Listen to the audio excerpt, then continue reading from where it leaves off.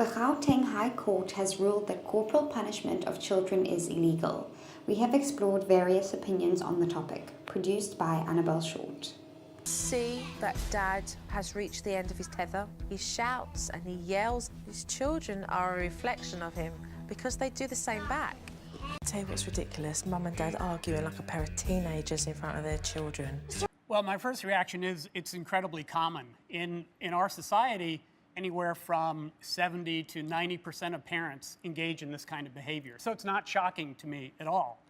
However, it is concerning because I'm convinced that spanking is the wrong way. Any form of hitting a child, whether it be slapping or spanking, it's very much undermining it. 150 years ago, in this country, husbands were hitting wives when the wives were disobedient.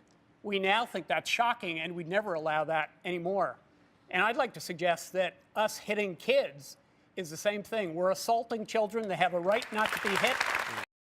Michael Pearl is a preacher. He advocates corporal punishment, even to an extent of pinching a baby during breastfeeding to stop them from biting. Baby is breastfeeding and it bites the mother. You say to pull the baby's hair. When a baby bites his mother, she's either going to have to jerk him away, which is kind of a violent act to him, or she's going to have to indicate to him that she's not pleased with that action.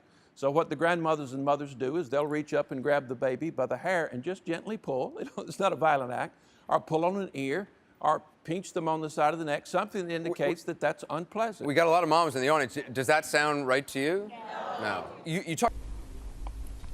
I think we need to clarify right from the beginning that children's rights are human rights.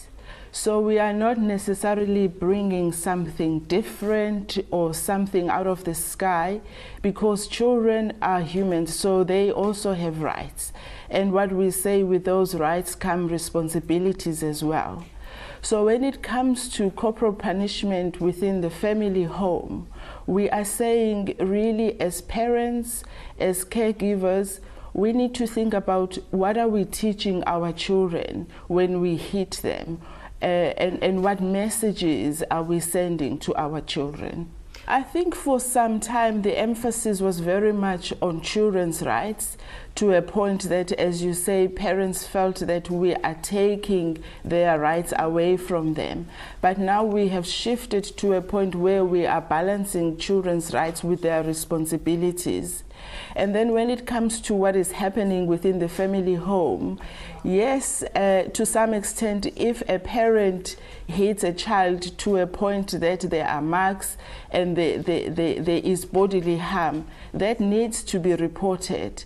Not necessarily because the parents will be arrested, but there is a recognition that it means there are challenges, that parents are facing some difficulties in terms of disciplining that young person, and that the family as a unit, they need support in terms of what is going on and how else can the situation or issues be addressed within a family home.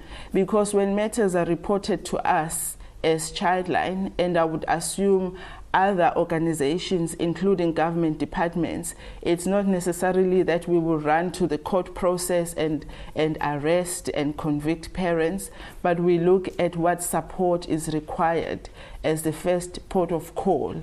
And then if things don't change over time, of course, and the child and the young person continues to be at risk, then we need to look at other alternatives. Yeah? What do you think of this?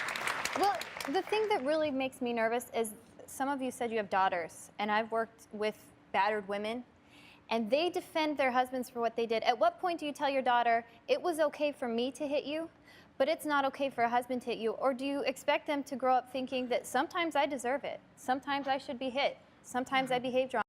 And lastly, the Best Parent Award goes to this guy who rode over his child's Xbox after finding that his child was caught stealing.